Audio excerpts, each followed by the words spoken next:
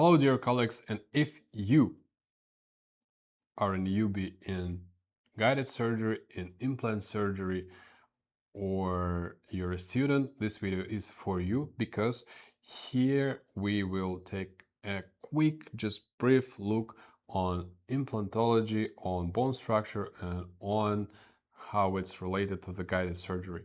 My name is Nikita, I'm a dental surgeon, and I've made surgical guides for more than 1,000 clinical cases. Please take a look at the comments below the video, take a look at the description of the video, because you may find something interesting there for you. Let's go.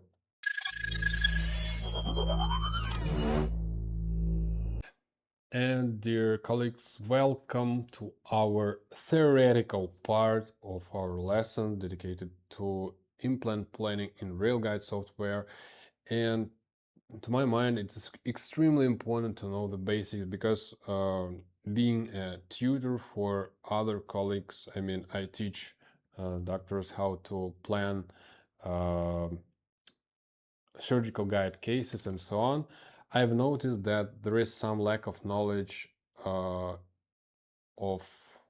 dental technician and prosthodontist, and it's quite logical. I do not blame my colleagues actually, because the educational system in university and other places is in different countries is built like so that dental technician probably who is being involved in nowadays in guided surgery planning does not obtain actually enough information about the surgery itself. So of course I realized that my videos, my just small lectures, never ever can replace the university education, but at least it's better than nothing, I think.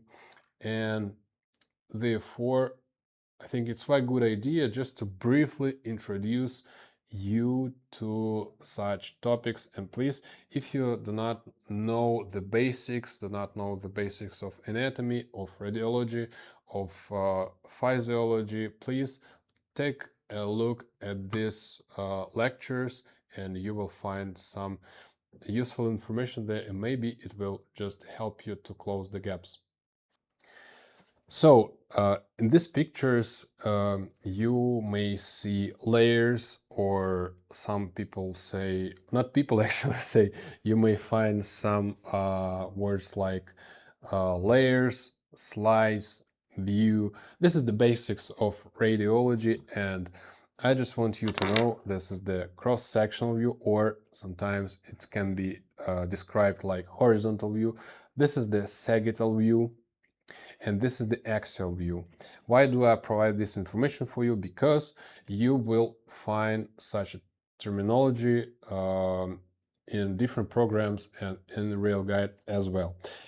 And now let me just briefly introduce the structure of the bone. Of course, it's much more complicated, believe me, than this video, but I will just give you the information which most probably will be useful during implant planning and in RealGUIDE as well.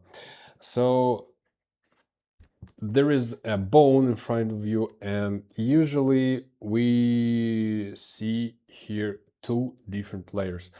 The first layer is cortical layer, or cortical bone of the bone actually, and here is the spongy layer, which consists of bone trabeculus.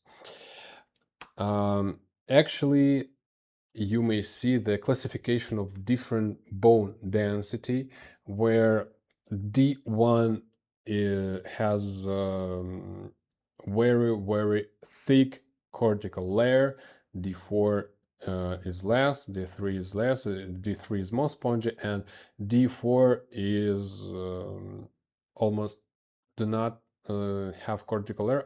No, all the bones have cortical layer, but here's cortical layer is very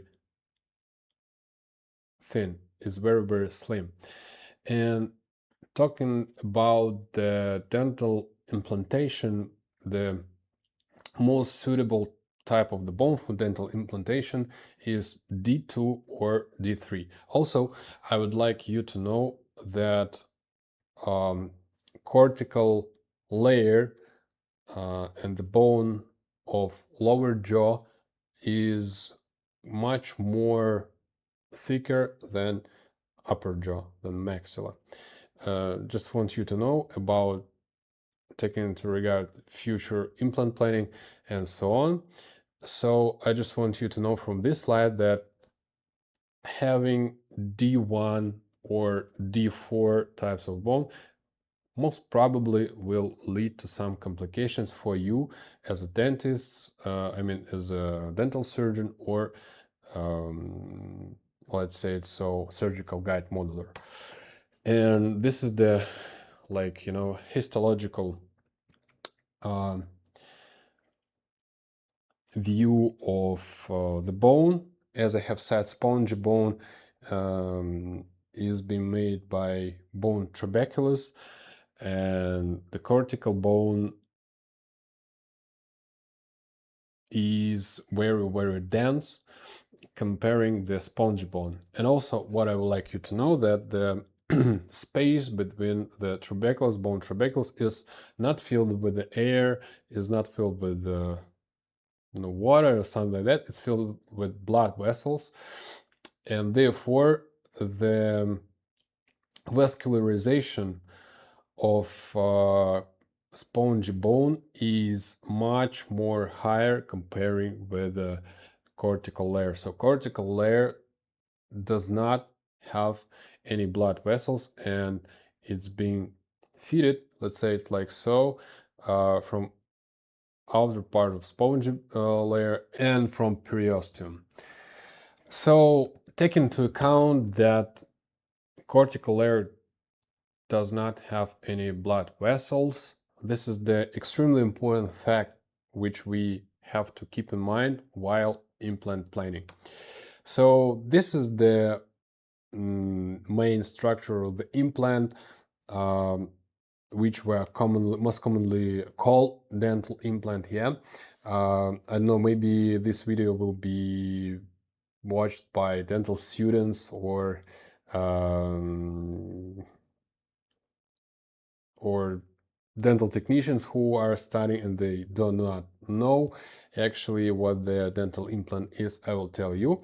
Usually this is the screw made of titanium, and this screw most commonly is being connected with a suprastructure which is called abutment.